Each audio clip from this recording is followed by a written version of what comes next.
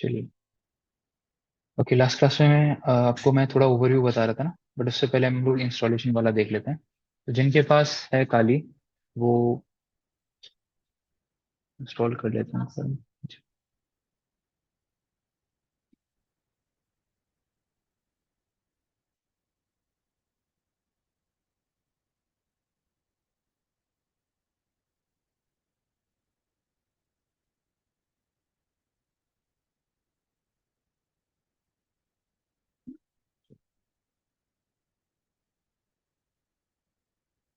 तो सबसे पहले बात करते हैं इसका इंस्टॉलेशन का। तो आप लोग सबसे पहले जो सॉफ्टवेयर आपको डाउनलोड करना है उसको उसका नाम लिख लीजिए।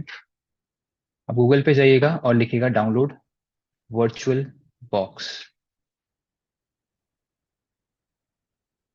जिनके पास अभी है वो कर लीजिए सिस्टम। सबसे पहले आप लोग लिखेंगे, और जिनके पास नहीं है ना, वो स्टेप्स लिख लो, ठीक है, ताकि आप लोग कर लीजिएगा। बाकी आपका ये रिकॉर्ड हो रहा है अब सेशन, तो आप रिकॉर्डिंग से भी देख सकते हैं। ठीक है। तो सबसे पहले आपको क्या करना है, गूगल पे जाके लिखना है डाउनलोड वर्चुअल बॉक्स। एंड ये लिंक आएगा आपके पास virtualbox.org, इसके ऊपर जाना है आपको। एंड यहाँ से विंडोज होस्ट, क्योंकि आप विंडोज में डाउनलोड कर रहे हैं इसको, तो आप कौन सा लिंक पे क्लिक करेंगे, यहाँ पे लिखा हुआ है विंडोज होस्ट। मैंने आपको वर्चुअलाइजेशन के बारे में बताया था, याद है सभी को? क्या बताया था, एक बार जल्दी बताइए कोई आप में से एक। वर्चुअलाइजेशन क्या बताया था मैंने?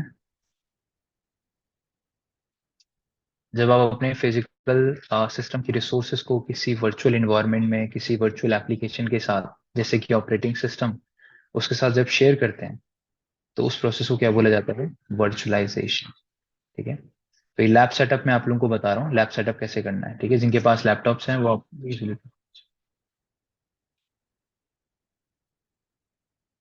क्या करना है, आपकी गार्गिया सर के साथ है ना? 12 से क्या आपकी क्लास थी ना? किसके साथ बोला गया था आपको? प्रकाश सर के पास जाइए, वो मैं एक मिनट बात कर लेता हूँ।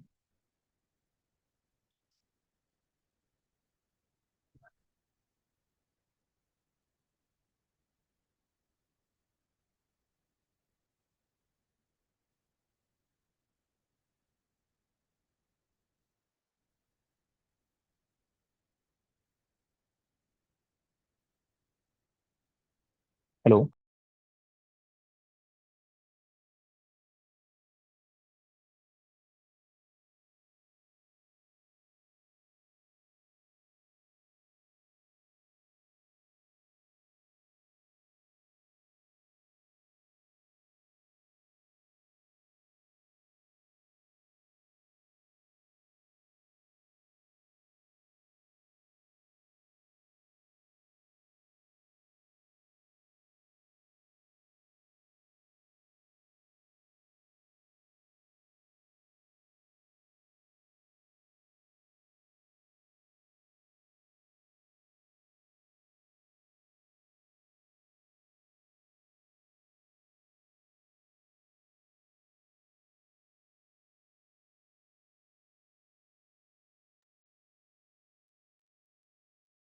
ठीक है, तो सबसे पहले आपको ये लिंक लिख लिया सभी ने। जिनके पास अभी नहीं है तो वो सबसे पहले इस वेबसाइट पे जाएंगे और क्लिक करेंगे विंडोज होस्ट पे। ठीक है। जब आप क्लिक करोगे तो एक एप्लीकेशन आपके मशीन पे डाउनलोड हो जाएगी। ठीक है, जो वो एप्लीकेशन होगी वो आपको इंस्टॉल करनी है डबल क्लिक करके। ठीक है। तो जो एप्लीकेशन होगी उसको आप डबल क्लिक करेंगे, इंस्टॉल हो जाएगी। इंस्टॉल होने के बाद उसके कुछ स्टेप्स होंगे, वो मैं एक बार आप लोगों को दिखा देता हूँ कैसे होगा, ताकि आप लोगों को कोई प्रॉब्लम ना आए।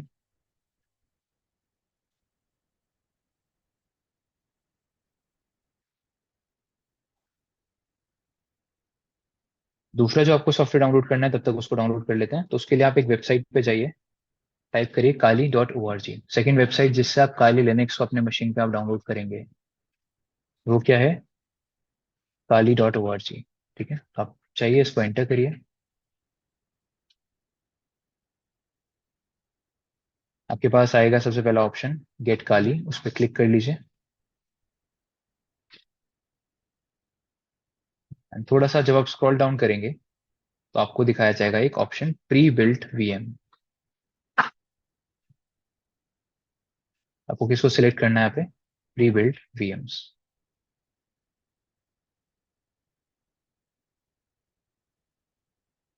अब क्योंकि हम लोग वर्चुअल बॉक्स के लिए कर रहे हैं, राइट, तो आप कौन सा वाला सिलेक्ट करेंगे? वर्चुअल बॉक्स, ठीक है। वर्चुअल बॉक्स 64 बिट आप इस पर क्लिक करेंगे करेंगे तो आपके पास एक फाइल डाउनलोड होगी जो कि लगभग 3 GB की होगी, ठीक है।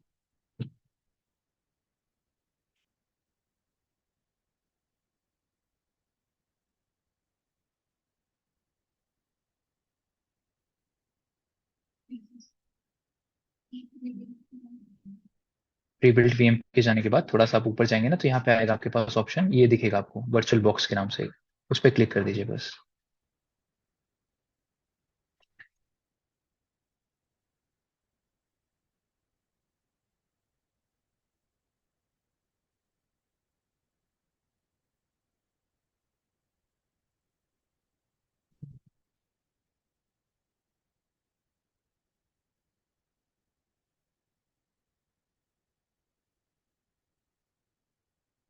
इसमें लगेगा टाइम, तो मैं क्या कर रहा हूँ, मेरे पास जो पहले से है मैं उसमें आपको दिखा देता हूँ।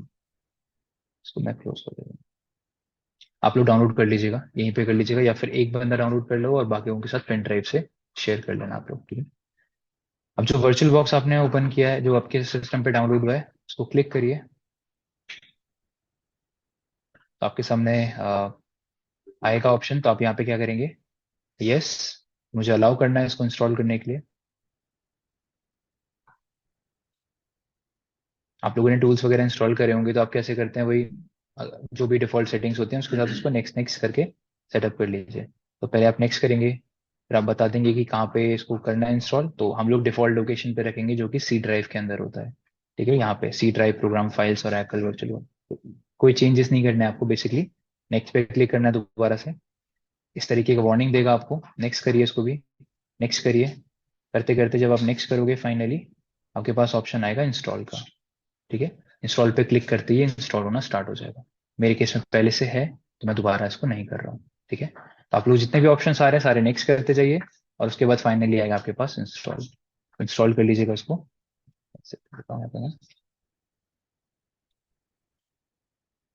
इंस्टॉल होने के बाद आपको जो एक काली का भी फाइल डाउनलोड हो रहा है, ठीक है, इंस्टॉल होने के बाद पहले तो जो वर्चुअल बॉक्स है वो इस तरीके से ओपन हो जाएगा। ये कुछ नहीं होगा आपके पास, ठीक है। आपका एक ब्लैंक वर्चुअल बॉक्स ओपन होगा, ठीक है। ये वो प्लेटफॉर्म है जहाँ पे अब आप वर्चुअल मशीन्स को रन करेंगे, राइट। मैंने बताया था कि आप विंडोज भी रन कर सकते हो, लिनक्स भी कर सकते हो, मैक भी कर सकते हो। लिनक्स के भी बहुत सारे अलग अलग डिस्ट्रीब्यूशन आप रन कर सकते हो यहाँ पे। तो वो आपके ऊपर है, आप जो भी रन करना चाहते हैं इसलिए यहाँ पे रन कर सकते हैं, ठीक है। तो ये चीजें आपके पास नहीं होंगी, ठीक है। अब जो वो फाइल डाउनलोड हो रही है, मैं वो फाइल एक बार मेरे मशीन में कहीं ना कहीं होगी, मैं देख लेता हूँ एक बार।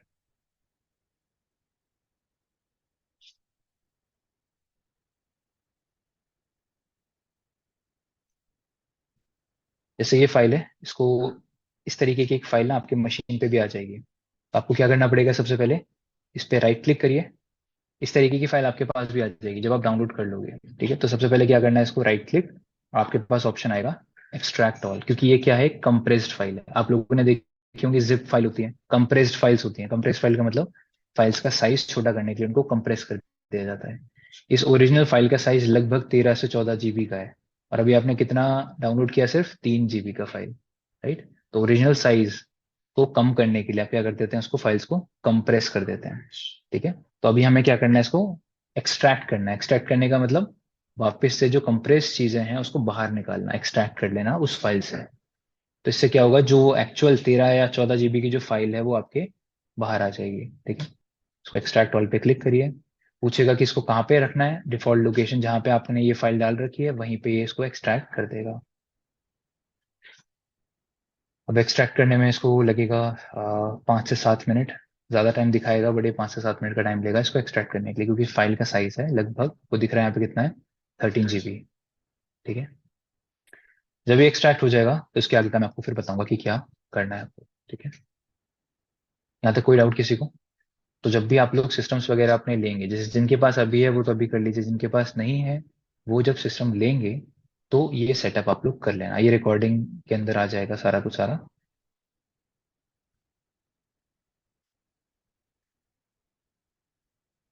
ठीक है, सारा रिकॉर्डिंग के अंदर आ जाएगा। ये फाइल थी, आपने राइट क्लिक करके एक्सट्रैक्ट किया इसको। रिकॉर्डिंग में दोबारा दिखाया था, एक्सट्रैक्ट ऑल किया। एक्सट्रैक्ट ऑल करते ही आपके सामने इस तरीके की विंडो ओपन होकर आ जाएगी।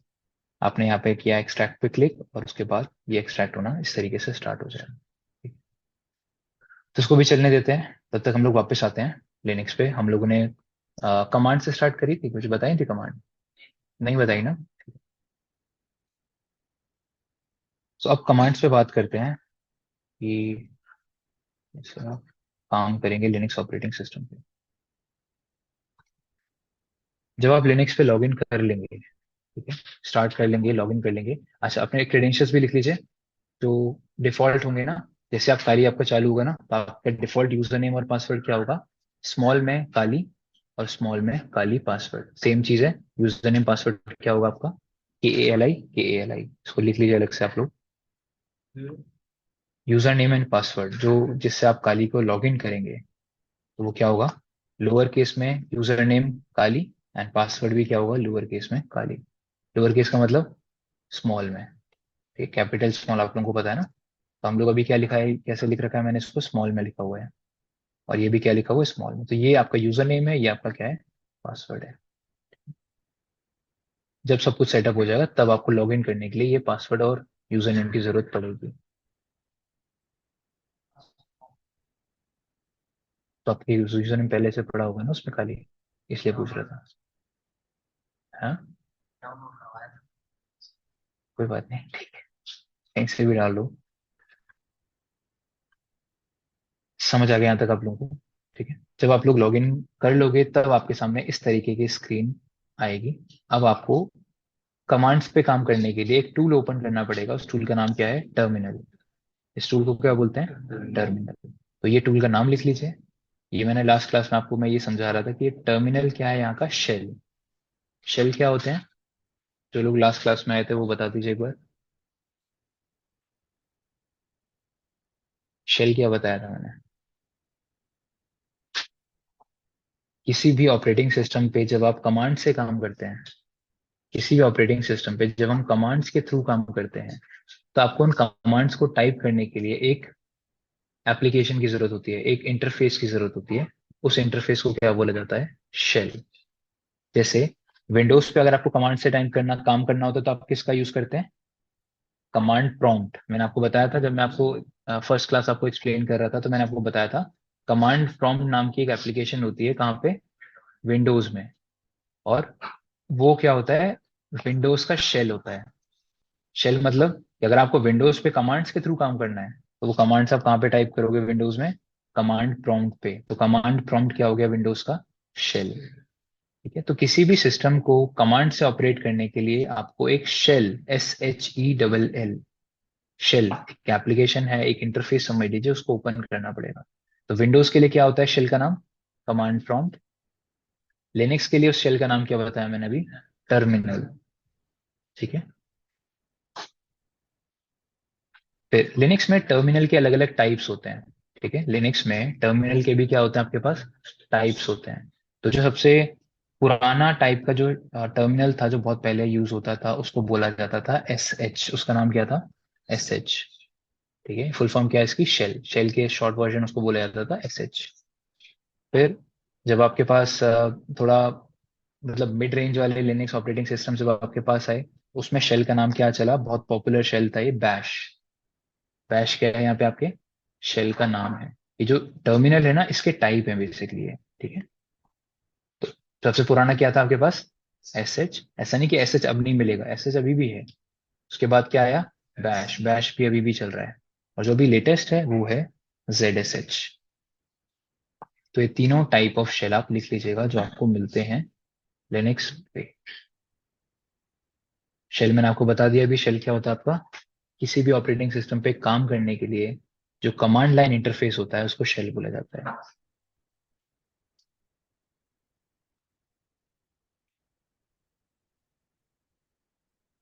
तो अब अगर मैं कभी शेल वर्ड को यूज करूं, तो आप लोग समझ जाएगा कि मैं इसकी बात कर रहा हूँ। ठीक है, जैसे आपने टर्मिनल बटन पे क्लिक किया तो आपके सामने एक ब्लैक कलर का विंडो ओपन होके आएगा, और इस विंडो पे आप क्या कमांड टाइप, मतलब जो भी लिनक्स की कमांड्स हैं वो आप टाइप यहाँ पे कर सकते हैं। उसको मैं थोड़ा बड़ा कर लेता हूँ। अगर आपको ये टर्मिनल बड़ा करना है, इसका साइज इंक्रीज करना है, तो आप कैसे करोगे? आप कंट्रोल शिफ्ट और जो बैक स्पेस के बराबर में आपका प्लस सिंबल होता है उसको आप टाइप करेंगे, कंट्रोल शिफ्ट और प्लस। तो उससे क्या होगा कि आपका जो शेल है वो, उसका साइज इंक्रीज हो जाएगा। ठीक है। उसको छोटा करने के लिए सिर्फ कंट्रोल माइनस। छोटा करने के लिए क्या करना है आपको? Control and minus. ठीक है, मैं यहाँ लिख देता हूँ आप लोगों के लिए ये चीज। कंट्रोल बटन सभी को पता है, CTRL से आप उसको रिप्रेजेंट करते हैं। Control plus shift plus plus. ये वाला प्लस क्या है आपका? जो एडिशन वाला सिंबल होता है, राइट? ये जब आप प्रेस करोगे, जितनी बार इसको प्रेस करोगे उतना बड़ा आपका साइज होता रहेगा शेल का। ठीक है। और इसको आज छोटा करना है अगर आपको, तो क्या होगा? Control plus minus.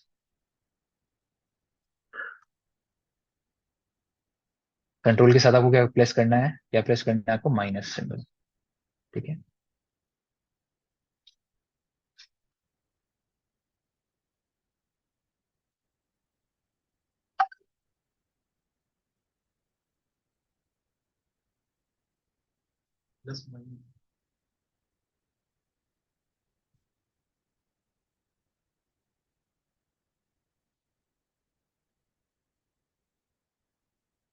यहाँ तक क्लियर है सर को?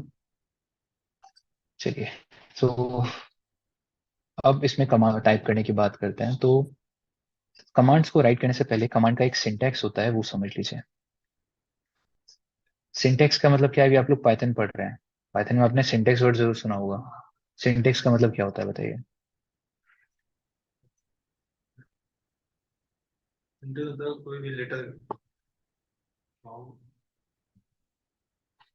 सिंटैक्स का मतलब एक फॉर्मेट, कोड को लिखने का एक फॉर्मेट, है ना?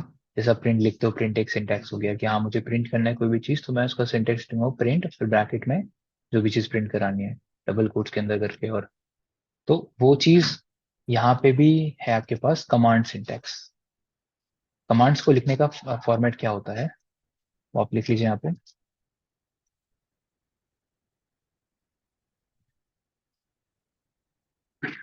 सबसे पहले आपके पास आता है कमांड नेम, उसके बाद आते हैं ऑप्शंस,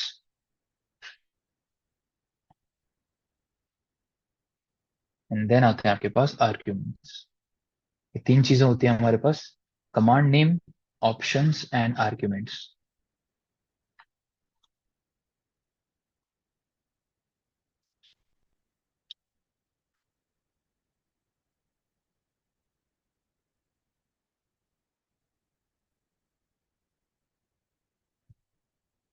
आर्ग्यूमेंट्स वर्ड सुना है कभी आप लोगों ने? से सुना होगा प्रोग्रामिंग वर्ड, प्रोग्रामिंग में सुना होगा आर्ग्यूमेंट्स भी। क्या सुना है तो बताइए, अगर नहीं सुना तो फिर मैं बताता हूँ। हम्म। प्रोग्रामिंग में नहीं सुना, ठीक। अब ये सिंटेक्स जो लिखा हुआ है, ये क्या बता रहा है आपका? जब भी आप कोई भी कमांड रन करोगे तो आपसे तीन चीजें मांगी जाती हैं। ये चीजें कंपलसरी नहीं है कि डालना ही डालना है। कुछ कमांड्स ऐसी होती हैं जिनमें सिर्फ किससे काम चल जाता है? कमांड नेम से ही। कुछ कमांड्स ऐसी होती हैं जिनमें कमांड्स के साथ क्या डालना होता है? ऑप्शंस भी डालने होते हैं। और कुछ कमांड्स ऐसी होती हैं जिसमें कमांड्स के साथ सिर्फ क्या डालना होता है? आर्ग्यूमेंट्स। और कुछ में ये तीनों चीजें डालनी कंपलसरी होती है। ठीक है। तो एक मैं एग्जांपल दे रहा हूँ और उस एग्जांपल से मैं आपको सारी चीजें समझाऊंगा कि ऑप्शंस क्या होते हैं, आर्ग्यूमेंट्स का मतलब क्या होता है, और कैसे इनको आप समझेंगे। तो एक मैं कमांड आपके सामने लिख रहा हूँ, और उस कमांड के अलग अलग टाइप लिख रहा हूँ मैं आपके सामने।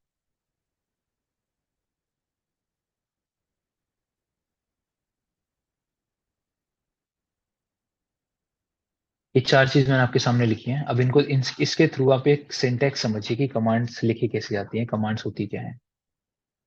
सबसे पहले मैंने एक कमांड लिखी यहाँ पे, एलएस। एलएस कमांड पहले कभी सुना है? एलएस का काम होता है लिस्ट करना। एलएस का काम क्या होता है? एलएस का मतलब होता है लिस्ट। लिस्ट क्या करती है ये? Content of folder. किसी भी फोल्डर के कंटेंट्स को देखना है, लिस्ट करना है। लिस्ट करने का मतलब क्या होता है? देखना उसको। जैसे आप विंडोज में कैसे देखते हैं फोल्डर्स के अंदर क्या है, फोल्डर पे डबल क्लिक करके। जैसे मान के चलिए आप विंडोज में हैं और आपने ये फोल्डर बने हुए हैं आपके सामने, ये सारे क्या है, फोल्डर्स हैं। मुझे किसी भी फोल्डर के अंदर देखना है कि क्या है, क्या क्या फाइल है, क्या क्या डायरेक्टरीज हैं। आप क्या करेंगे, फोल्डर पे डबल क्लिक करेंगे। जैसे डबल क्लिक करेंगे तो फोल्डर के अंदर जितना भी कंटेंट होगा सब आपके सामने आ जाएगा। यही करते हैं विंडोज में। लिनक्स में भी यही कर सकते हैं, बट लिनक्स में क्या करना है हमें, हर एक चीज के लिए कमांड्स याद करनी है। ये फोल्डर्स को एक्सेस करने का कौन सा तरीका है, ग्राफिकली आप एक्सेस कर रहे हैं यहाँ पे फोल्डर्स को, या उनके कंटेंट आप देख पा रहे हैं क्योंकि आपको स्क्रीन पे आइकन दिख रहे हैं, आप माउस के थ्रू उनसे इंटरेक्ट कर रहे हैं। लेकिन हमें लिनक्स में ऐसा नहीं करना है। लिनक्स में क्या करेंगे हम लोग, कमांड्स। हर एक चीज के लिए कमांड है, तो वो लिनक्स में कौन सी कमांड है जिसके थ्रू आप लिस्ट करते हैं किसी भी कंटेंट को, ls। किसी भी डायरेक्टरी का अंदर देखना है अगर आपको कोई भी चीज, तो आप क्या कर दोगे, वहां पे ls टाइप करोगे। एक बार टाइप करके आपको दिखा देता हूँ। जितने भी फाइल और डायरेक्टरीज थे यहाँ पे वो सारे आपके सामने आ चुके हैं। जितनी भी फाइल्स एंड डायरेक्टरीज थी यहाँ पे वो सभी आपके सामने आ चुकी हैं।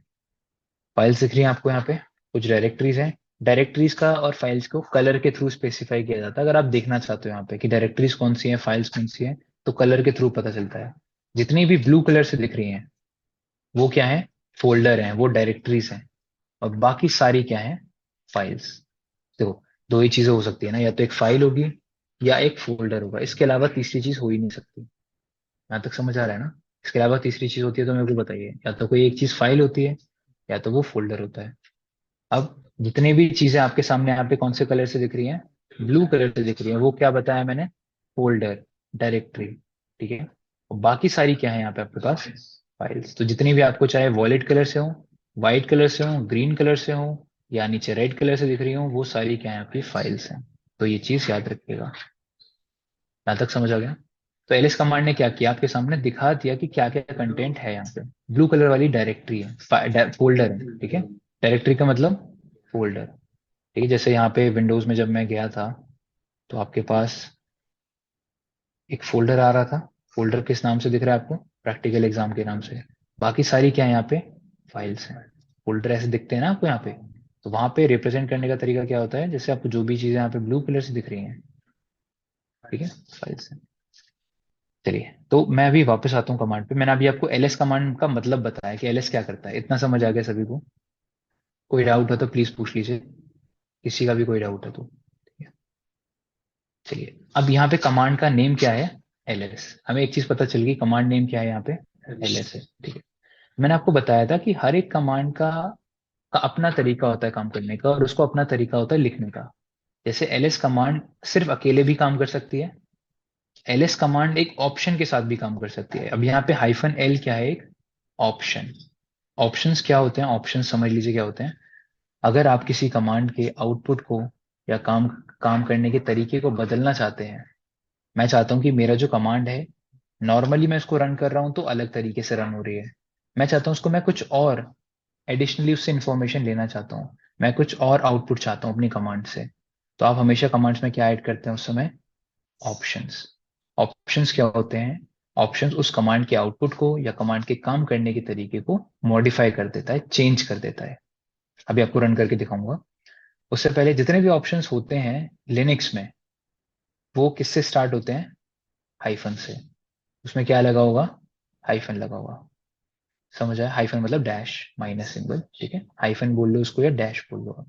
ठीक है, डैश बोल लीजिए। तो ये डैश क्या है आपका, ये तो ये जो डैश वाला सिंबल है, इससे आपके ऑप्शंस स्टार्ट होते हैं लिनक्स में।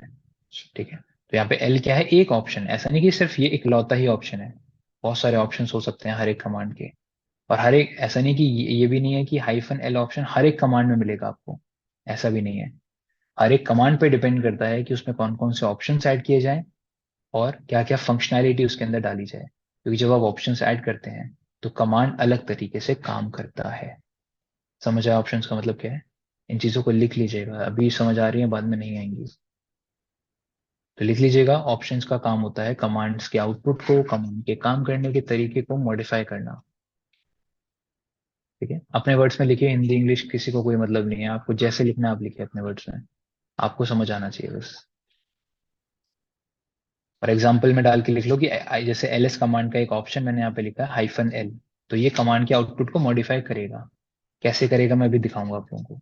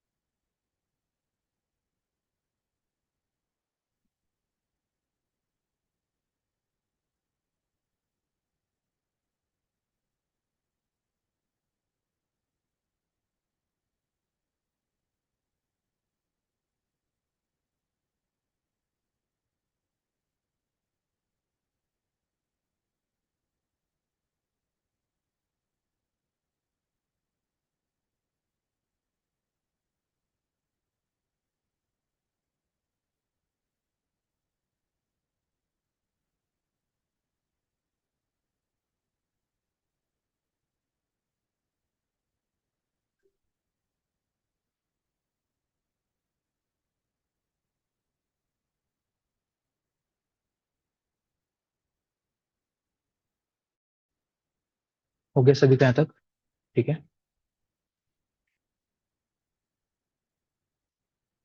अब ऑप्शंस के बाद आपके पास जो दूसरा मतलब अगली चीज है ऑप्शंस। अच्छा, इसको पहले देख लेते हैं। आप वापस जाइए लिनक्स पे। अभी आपने देखा ls कैसे दिख रहा था आपको, इस तरीके से, है ना? आपको फाइल और डायरेक्टरीज के नाम मिल रहे हैं बस। ठीक है, बट आप जैसे ls-l लिखोगे यहाँ पे, तो आपको नाम के साथ साथ यहाँ पे आपको नाम दिख रहे हैं राइट हैंड साइड में। उसके उसके साथ साथ हर एक लाइन में उस फाइल या डायरेक्टरी के बारे में कुछ इंफॉर्मेशन भी मिल रही है। तो आपने देखा ls-l ने क्या किया, कमांड के काम करने के तरीके को बदला और उसके आउटपुट को भी मॉडिफाई कर दिया। तो यही काम ऑप्शंस करते हैं। आपको दिख रहा है हर एक फाइल का नाम, अभी भी वही सब फाइल्स हैं आपके पास। ये सब फाइल ऊपर भी थी आपके पास, जैसे 123 192, ये सब फाइल्स अभी भी हैं यहाँ पे, ये रही फाइल्स। बट उन फाइल्स के साथ साथ अब उनकी कुछ इंफॉर्मेशन भी आपको दिखाई जा रही है। ठीक है, वो इंफॉर्मेशन उन फाइल्स के डिटेल्स हैं बेसिकली, जिनको हम आगे समझेंगे क्या होती है।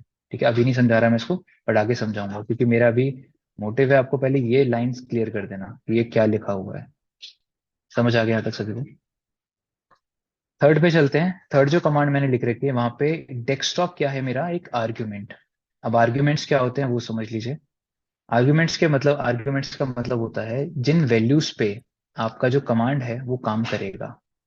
जिस वैल्यू पे आपकी कमांड काम करती है उन वैल्यूज को क्या बोला जाता है, आर्ग्यूमेंट्स। इसको लिख लीजिएगा। ऐसे वैल्यूज जिसके ऊपर अब ये कमांड काम करेगा, उन वैल्यूज को क्या बोला जाता है, आर्ग्यूमेंट्स।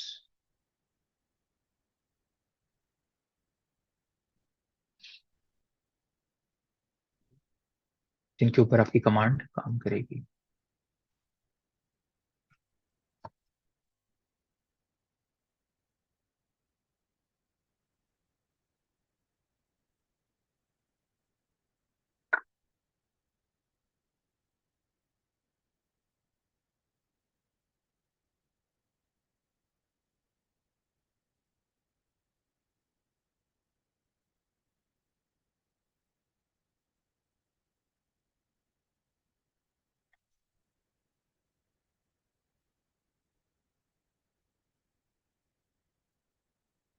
इस बार जो जो ls कमांड है वो किस पे काम कर रही है, डेस्कटॉप डायरेक्टरी पे। मतलब अब इसको समझ लीजिए। जैसे अभी आप ls कमांड रन कर रहे थे बिना किसी आर्ग्यूमेंट के, हम लोगों ने ये वाली कमांड यूज करी और ये वाली कमांड यूज करी। इन दोनों कमांड में कोई आर्ग्यूमेंट नहीं था, कोई वैल्यू नहीं दी थी मैंने जिसके ऊपर एक कमांड काम कर रही थी। तो ये बाय डिफॉल्ट किस पे काम कर रहा था, मेरे करंट डायरेक्टरी में, मैं जहां पे भी हूं, जिस भी डायरेक्टरी में मैंने टर्मिनल ओपन करा है, शेल ओपन करा है, वहां के फाइल्स आपके सामने ओपन होके आ रहे थे। बट अब मुझे अगर किसी और डायरेक्टरी के अंदर इसको रन करना है, किसी और फोल्डर के अंदर किसी और फाइल के कंटेंट्स देखना है, जैसे मैंने आपको बताया था जितने भी ब्लू कलर से हैं वो क्या है, आपके फोल्डर्स हैं। मुझे डेस्कटॉप के कंटेंट्स को देखना है। ये क्या है, आपका एक फोल्डर है जिसका नाम क्या है, डेस्कटॉप। तो अगर आपको डेस्कटॉप के कंटेंट को देखना है तो आप उस फोल्डर का नाम यहाँ पे डाल देंगे। इस बार आपको एलएस कमांड क्या दिखाएगा, उस फोल्डर के अंदर जो चीजें पड़ी होंगी, डेस्कटॉप के अंदर जो भी कंटेंट होगा वो मेरे को दिखा दिया। डेस्कटॉप के अंदर क्या है, सिर्फ एक फोल्डर है जिसका नाम है वेल, बस वही फोल्डर आपको यहाँ पे उसने दिखा दिया। अगर कुछ फाइल्स होती, जैसे अगर आप, ये है जैसे ये भी क्या है, एक फोल्डर है, अगर मैं इसका नाम भी यहाँ पे डाल दूं सेट फिशर, तो इसके अंदर जो जो कंटेंट पड़ा हुआ है वो आपको यहाँ पे देखने के लिए मिल जाएगा। तो आर्ग्यूमेंट्स क्या होते हैं, वो वैल्यूज जिसके ऊपर ये कमांड काम कर रही है। इस बार इस कमांड ने किसके ऊपर काम किया, जेड फिशर के ऊपर, उससे पहले डेस्कटॉप के ऊपर। ठीक है, तो आर्ग्यूमेंट्स वो वैल्यूज होती है। जब आपने कुछ नहीं प्रोवाइड किया है तो आपके करंट डायरेक्टरी पे काम करेगा। करंट डायरेक्टरी मतलब जब भी आप टर्मिनल ओपन करते हैं तो वो किसी ना किसी फोल्डर के अंदर ओपन किया जाता है, किसी ना किसी डायरेक्टरी के अंदर ओपन किया जाता है। समझ आया। तो एलिस कमांड से आप उस फोल्डर के अंदर या डायरेक्टरी के अंदर के कंटेंट को देख पाएंगे। क्लियर हो गया तक। चलिए, अब नेक्स्ट जो पॉइंट है हमारे पास वो ये है कि चौथा कमांड जो है, जहां पे मैंने तीनों चीजों को एक साथ यूज करा है। हम लोगों ने क्या क्या यूज करा है यहाँ पे, एलएस भी है, हाइफन एल भी है, और डेस्कटॉप भी लिख रखा है मैंने यहाँ पे। तो इस बार क्या होगा बताइए, डेस्कटॉप के अंदर के कंटेंट्स को वो हाइफन एल ऑप्शन के साथ दिखाएगा आपको। हाइफन एल ने क्या किया था, डिटेल्स दिखाई थी आपको। तो इस बार मुझे कौन से फोल्डर की डिटेल्स मिल जाएंगी, जो ये फोल्डर डेस्कटॉप के अंदर पड़ा हुआ था, वेल था यहाँ पे, वेल की इस बार मुझे क्या मिल गई है, डिटेल्स मिल चुकी है। समझ आया। तो ये चीजें होती हैं जो किसी ना किसी कमांड में मिलेंगी आपको। ठीक है, इसके अलावा कोई और चीज नहीं होती जो मैंने यहाँ पे लिखवाया आपके लिए। तो कमांड नेम आपका कमांड का नाम हो गया, जो कमांड आप रन करना चाहते हैं। ऑप्शंस मतलब वो कमांड किन तरीके से काम करेगा, कैसे काम करेगा, क्या फंक्शनैलिटी दे रहे हो आप उसको। ठीक है, वो ऑप्शंस कहलाते हैं उसको। ठीक है, और आर्ग्यूमेंट्स, जिन वैल्यूज को आपकी कमांड यूज करती है काम करने के लिए, वो वैल्यूज क्या कहलाती हैं, आर्ग्यूमेंट्स। क्लियर हुआ। अब कुछ कमांड्स में कंपलसरी होता है ऑप्शंस देना, कुछ कमांड्स में तीनों देना, तीनों चीजें देना कंपलसरी होगा, और कुछ कमांड्स में सिर्फ आर्ग्यूमेंट्स देना कंपलसरी होगा ही होगा। बिना आर्ग्यूमेंट के कमांड काम ही नहीं करेगी। क्लियर हो गया यहाँ तक सारी चीजें। अगर ये चीज क्लियर है तो आप आगे की सारी कमांड्स भी समझ जाओगे। ठीक है, तो स्टार्ट करते हैं कुछ बेसिक कमांड्स के साथ। सबसे पहले, सबसे पहली कमांड जो हम लोग यहाँ रन कर रहे हैं, अब कमांड्स के नाम लिखना स्टार्ट करिए आप लोग। सबसे पहली कमांड है pwd।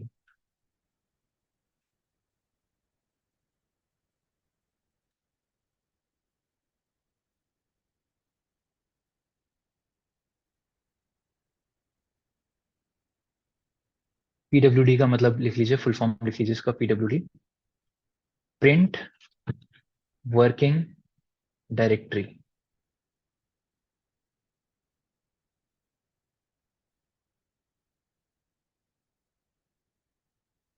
Print working directory.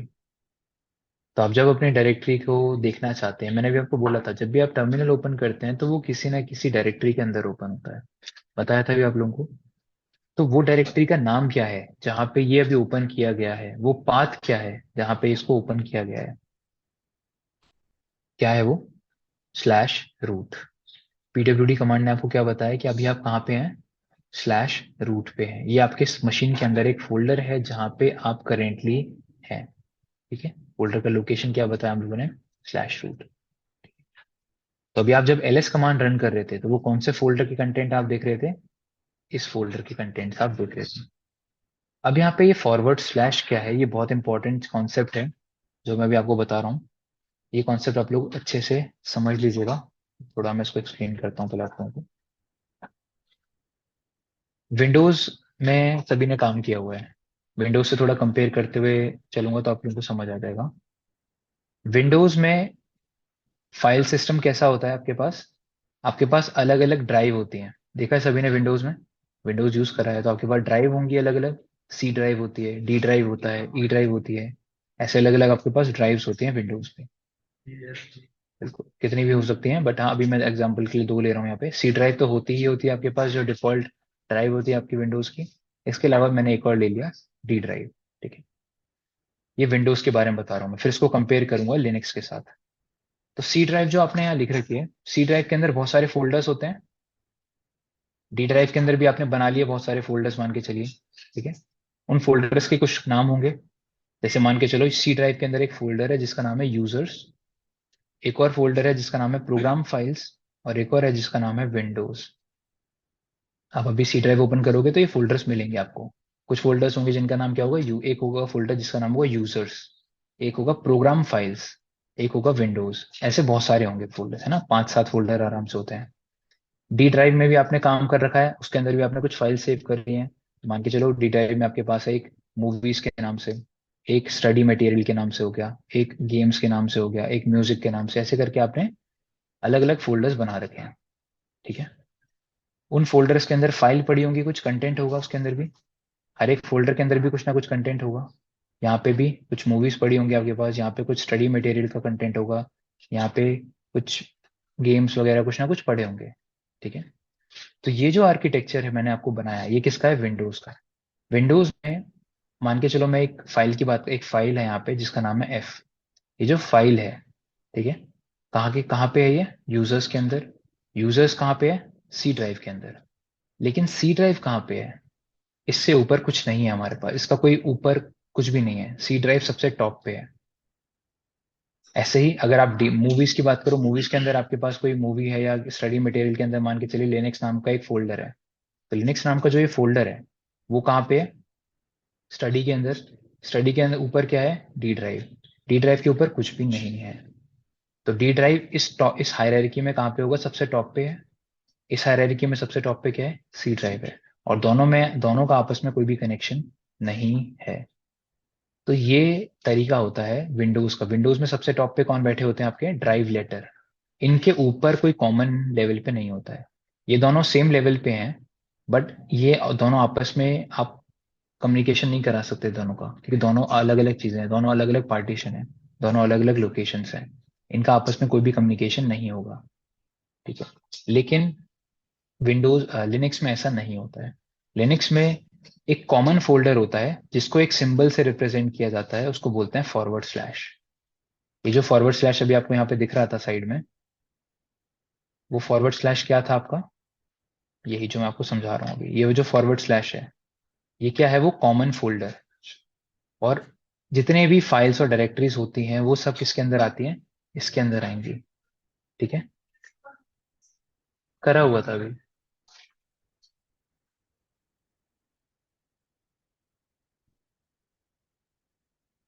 क्या गिर रहा है,